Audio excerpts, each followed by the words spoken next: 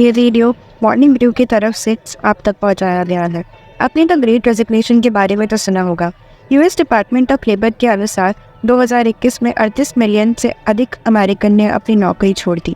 पिछले 18 से 19 महीनों में लोगों ने इतनी टेंशन, चिंता और थकान का सामना किया है कि कोविड ने हमें अपने उद्देश्य को पुनः विचार करने पर मजबूर कर दिया है। ये लोगों के जीवन की अनिश्चितता को देखने पर मजबूर कर रहा है। बहुत से लोगों ने यह समझा है कि काम नहीं, या कम से कम उनका वर्तमान कम नहीं। लोग हमेशा भूतकाल में रोजगार के लिए जो कुछ भी सहन करते थे, उसी के लिए समझौता नहीं करना चाहते थे। अब हम जानते हैं कि बहुत सारी नौकरियां दूर से की जा सकती हैं। अब हम जानते हैं कि अधिक हद तक लचीलापन हो सकता है।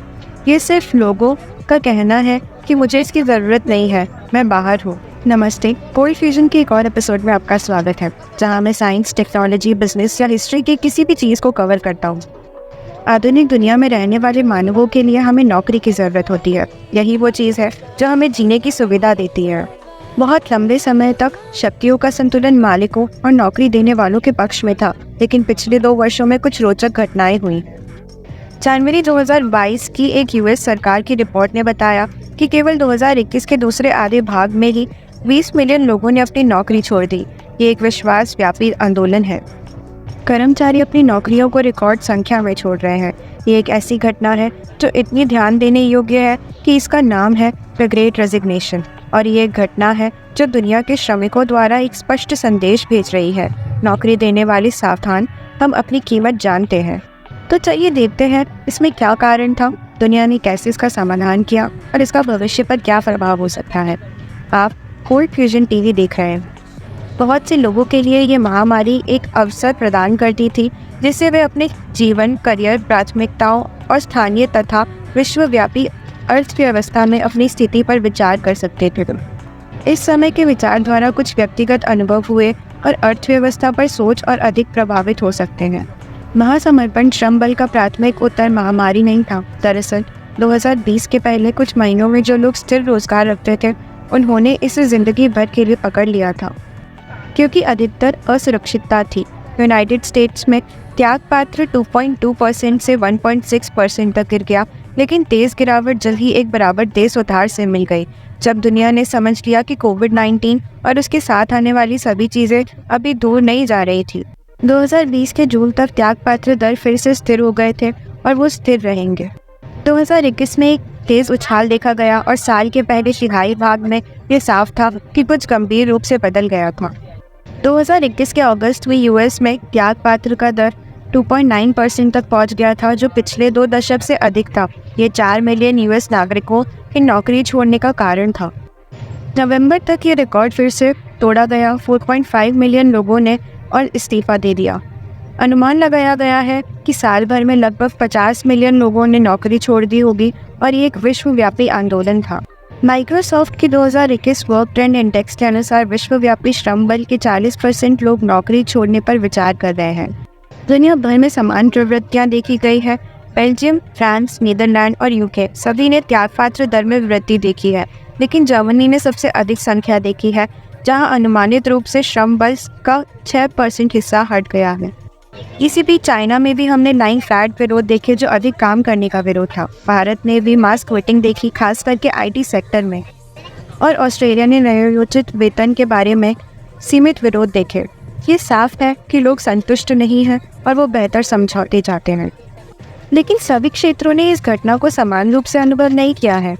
महामारी के दौरान इस्तीफों में वृद्धि बीमारी से गिरने के भय से हुई थी, लेकिन समय के साथ बढ़ती मुद्रास्फीति और आमतौर पर दुर्व्यवहार का सामना में कम वेतन प्रमुख बल बन गए। सेवा उद्योग इन दोनों समस्याओं का सबसे अधिक प्रभावित होता है और वे स्टाफ को बनाए रखने में परेशानी हो रही है। इसीलिए कोई आश्चर्य नहीं है कि कोई सर्वाधिक त्यागपात्र दर को देखा गया है अकोमोडेशन, फूड और रिटेल में। आर्थिक विश्लेषणकर्ता जैसे पीटर शिफ्ट मानते हैं कि सरकारी सहायताओं ने महामारी की शुरुआती दौर में एक भूमिका निभाई। वॉल स्ट्रीट जर्नल के अनुसार सभी यूएस श्रमिकों का अधिकतर 50% यूएस सरकार की महामारी राहत पैकेज से अधिक कमाते थे, उनके काम से अधिक। तो कोई भी व्यक्ति क्यों कम वेतन के लिए काम करेगा जब वो काम न करके अधिक प्राप्त कर सकता है। दूसरे लोगों का तर्क है कि यह अमेरिकन अर्थव्यवस्था को बचाने के लिए आवश्यक कदम था और अधिक खेल रहा था। जब ये लाभ बंद हो गए थे, जब श्रमिकों को लाभ नहीं मिल रहे थे, तो उन्होंने काम वापस जाने की जल्दी नहीं की। ये आपको क्या बताता है? ये मुझे बताता है कि ये सिर्फ लाभों का फंक्शन नहीं है, ये श्रमिकों के सर पर चल रही सिर्फ एक चीज़ नहीं है जब वो कैलकुलस बनाते हैं। क्या मैं वापस जाऊंगा? क्या मैं वापस जाऊंगा? पर किस नौकरी के लिए? कहानी के दूसरे पक्ष पर ऑफिस वर्कर्स हैं। कोविड के दौरान कई व्यवसायों के लिए सबसे तेज़ और सुरक्षित तरीका कुछ हद तक व्यवसाय को आम तौर पर बनाए रखना था अपने स्टाफ को घर से काम करने की अनुमति देना। जूम मीटिंग और घर के ऑफिस मूल रूप से सुरक्षा मुद्दे के असुविधाजनक लेकिन अस्थायी समाधान के रूप में सोचे गए थे, लेकिन कोविड ने अन्य योजनाएं बनाई। महीने वर्षों में बदल गए। जब महामारी की पाबंदियों का कोई अंत नहीं था, तो कुछ कर्मचारी अपने नए दुरुस्त काम की स्थितियों से अधिक विश्वास करने लगे, अधिक समर्थन और बहुत खुश हुए। कर्मचारी कहते हैं कि उन्होंने अधिक देखभाल और सूक्ष्म प्रबंधन की कमी का आनंद लिया और रोज़ाना ऑफिस जाने और वापस आने के समय हटने से उनके पास अपने प्रियजनों के साथ समय बिताने, व्यायाम करने और शौक और रचनात्मक रुचियों का पीछा करने का अधिक समय था। यूएस में महामारी से पहले लगभग 1 में से 67 नौकरियां दुरुस्त थीं। अब ये लगभग 1 में से 7 है। ये पूरे श्रम बल में एक प्रमुख शिफ्ट है और इसे छीनने के लिए कुछ नहीं है। कुछ राजधानियां अपने आप से पूछ रही हैं कि खाली वाणिज्यिक वस्तु एस्टेट के साथ क्या होगा। अंतिम उद्योग संबंधित कारक है कोविड द्वारा उत्तेजित बर्नआउट, जो मुख्यतः टेक्नोलॉजी और हेल्थ केयर क्षेत्रों को प्रभावित कर रहे हैं। दोनों ने महामारी के दौरान इस्तीफों में महत्वपूर्ण वृद्धि देखी है और अच्छे कारण के लिए। ये कोई राज नहीं है कि हेल्थ केयर वर्कर्स को अभूतपूर्व मात्रा में दबाव का सामना करना पड़ा है हर रोज। हॉस्पिटल ओवरक्राउडिंग के कारण वर्कलोड बढ़ गए थे और वायरस की प्रकृति के कारण staff shortage due to sick leave for skyrocketing for many nurses, doctors and support staff. This pressure simply was too much to cope with. This lead to a 4.5 increase in healthcare resignations over the past year. इसके ऊपर सभी इस बात से खुश नहीं थे जो वैक्सीन मैंडेट से खुश नहीं थे और इस्तीफा देने का निर्णय लिया। उद्योग के बाहर भी कुछ कारक हैं जो भूमिका निभाते हैं, जैसे एज और career progression. US bureau of labour statistics के अनुसार इस्तीफा दर मिड केयर एम्प्लॉय में सबसे अधिक है उन लोगों में जो 30 से 45 वर्ष के हैं। आमतौर पर स्टाफ टर्नओवर दर 30 से 25 वर्षियों में सबसे अधिक होता है, लेकिन छोटी उम्र के डेमोग्राफिक्स में अधिक वित्तीय असुरक्षितता होने के कारण इस्तीफों में थोड़ी कमी देखी गई है पिछले वर्षों में। ये भी सुझाव दिया गया है कि 30 to 45 वर्षीय डेमोग्राफिक में उन लोगों के लिए कोविड के लिए कई कर्मचारियों के लिए इस्तीफा देने की तरफ अंतिम धक्का था, जो उन्होंने कुछ समय से विचार कर रहे थे। Prudential plus of American worker survey ने 2021 के मई में आयोजित किया गया था, जिसमें पाया गया था कि अगर उन्हें अवसर मिलता तो 53% श्रमिक अलग उद्योग या करियर के लिए पुनः प्रशिक्षण लेंगे। चलिए हमारे मॉर्निंग ब्रू अपडेट पर एक नज़र डालते हैं। लगता है कि स्टॉक मार्केट में कोविड से काफ़ी हो गया है। ऐसा so called stay at home growth stocks से अब परेशानी में है। नेटफ्लिक्स, शॉपलिफ्ट और दूसरे सभी प्रभावित हैं, लेकिन सबसे बड़ी हानि पेलोटन ने उठाई है, जो एक एक्सरसाइज बाइक कंपनी है। 2021 में उन्होंने घर पर काम करने वाले उपकरणों की मांग को पूरा करने के लिए 400 मिलियन फैक्ट्री बनाने की इच्छा जताई थी। तब से 2800 नौकरियां कट गई हैं और स्टॉक 82% गिर गया है। बिना किसी शंका के अब उनकी ये योजना टोस्ट है। अगर आपको इस तरह की कहानियों की अधिक ज़रूरत है तो मॉर्निंग ब्रू ज़रूर देखें। ये एक रोज़ाना न्यूज़लेटर है जो आपको एक जगह पर सबसे लेटेस्ट न्यूज़ प्रदान करता है। हर हफ्ते के हर दिन आपके इनबॉक्स में सीधे पहुंच जाता है। ये मुफ्त है और साइन अप करने में सिर्फ 15 सेकेंड लगते हैं। तो नीचे दिए गए लिंक पर क्लिक करें और शुरू करें। इस्तीफा पैट्रॉन की लहरों के साथ एम्प्लॉयर्स के डेस्क की तरफ बाढ़ आने लगी थी। विशाल श्रमिक शॉर्टेज अनिवार्य थी। आज भी ये दुर्लभ है कि सर्विस इंडस्ट्री में एक बिजनेस देखे बिना हेल्प वांटेड साइनेज के अपने विंडो पर। पहले बातचीत वेलफेयर और आलसी पर दोष देना शुरू हो गए थे। कर्मचारियों ने मान लिया था कि स्टाफ अंत में अपनी समझ पर आएंगे और ये सब बस उदास हो जाएंगे। ये नहीं हुआ। एक अनेक बोतल उदाहरण जिसने दिखाया कि रवैया कैसे बदलेगा।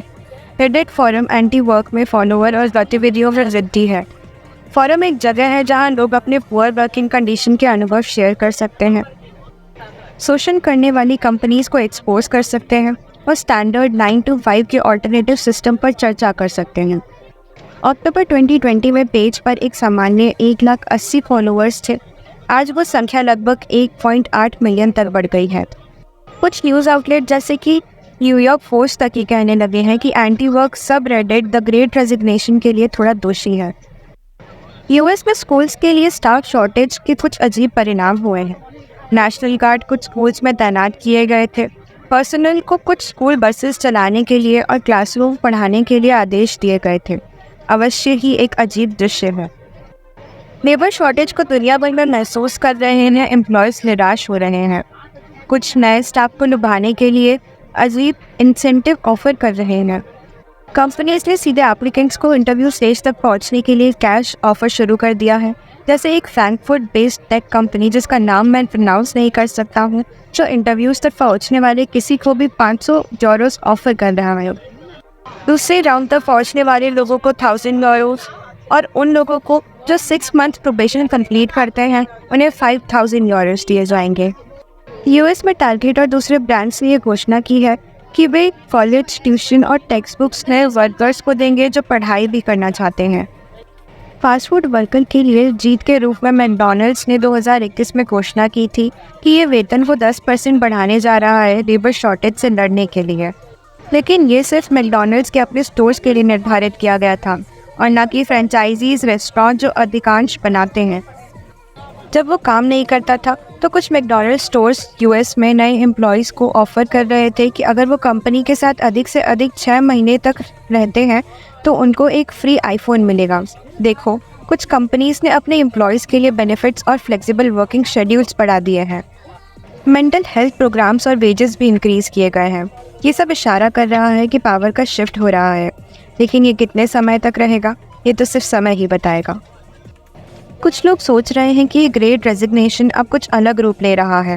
ऑस्ट्रेलिया के ट्रेजरर जॉर्ज फ्रेडनबर्ग मानते हैं कि ये ग्रेट रेजिग्नेशन अब ग्रेट रीशफल बन जाएगा और अल्टीमेटली इकोनॉमी के लिए ये अच्छा होगा, क्योंकि जब लोग जॉब्स बदलते हैं तो वो अपर क्लास में मूव कर पाते हैं। अभी क्वाइट रेट्स काफ़ी हाई हैं, लेकिन कुछ इकोनॉमिस्ट ये प्रेडिक्ट कर रहे हैं कि कोर्स करेक्शन आने वाला है। वॉर्टन स्कूल ऑफ यूनिवर्सिटी पेनिनसिल्वेनिया के एक प्रोफेसर ने बताया कि जब कोविड रिस्ट्रिक्शन कम हो जाएंगे तो नॉर्मैलिटी वापस आ जाएगी। लो वेज इंडस्ट्रीज़ के लिए समझना मुश्किल है कि ग्रेट रेजिग्नेशन से एम्प्लॉय और एम्प्लॉयर रिलेशनशिप पर क्या असर पड़ेगा। मिनिमम वेज इंक्रीज़ का डिस्कशन तो चल ही रहा था और पेंडेमिक ने इसको और बढ़ा दिया, लेकिन कोई लास्टिंग चेंजेस अभी तक नहीं देखे गए हैं, खासकर यूएस मार्केट में। इन्फ्लेशन भी बढ़ रहा है पर वेज प्राइस स्पाइरल अपवर्ड का भी रिस्क है, लेकिन अभी के लिए हमें बस वेट करना पड़ेगा। जब दुनिया पोस्ट कोविड लाइफ को अडॉप्ट कर रही है और बिलियनियर्स मज़े में रॉकेट बना रहे हैं तो क्लास डिवाइड की अवेयरनेस बढ़ती जा रही है। इसलिए मुझे लगता है कि कंपनीज़ कैसे हायर करती है और स्टाफ को रिटेन करती है और एम्प्लॉय कैसे वर्क ढूंढते हैं और एक्सेप्ट करते हैं, ये सब चेंज हो चुका है। आप सबसे रिक्वेस्ट है कि कमेंट सेक्शन में अपने एक्सपीरियंसेस शेयर करें एम्प्लॉयमेंट और वर्क के बारे में जो आपने पास्ट 2 ईयर्स में देखे हैं। आपकी इंडस्ट्री में क्या हो रहा है और आपने क्या चेंजेस नोटिस किए हैं, ये सब बताएं। सब कमेंट्स और डिस्कशन से हमें शायद समझ आ जाए कि ग्लोबली लोगों पर कैसे असर कर रहा है। अगर आप इसके बारे में डिटेल में डिस्कस करना चाहते हैं तो आप कोल्ड फ्यूजन डिस्कॉर्ड पर जा सकते हैं। एक अनाउंसमेंट देना चाहता हूँ कि मुझे एक नया cold fusion Facebook page start करना पड़ा। अगर आप फेसबुक यूज़ करते हैं तो चेक कर सकते हैं, लिंक डिस्क्रिप्शन में दिया गया है। मैं वहाँ एक्सक्लूसिव पॉडकास्ट क्लिप पोस्ट करूँगा जो मैंने अपने दोस्त के साथ स्टार्ट की है। और हाँ, एआई कंपेनियंस का ट्रेंड भी बढ़ रहा है। रेप्लिका नाम का एक एआई कंपेनियन है जो लोगों की लोनलीनेस को कम करने में हेल्प कर रहा है। ये बेसिकली आपकी कन्वर्सेशन, लाइक्स और वांट्स को लर्न करता है और आपसे आपके डे के बारे में बात करता है। साउथ ईस्ट एशिया में भी इसका ट्रेंड बढ़ रहा है और मुझे लगता है कि ये इनएविटेबल है जब एआई इतना अच्छा हो जाएगा। जापान में तो एनिमे गर्लफ्रेंड्स ऑलरेडी पॉपुलर हो चुकी हैं। तो गाइस, आपका दिन अच्छा हो। चीयर्स।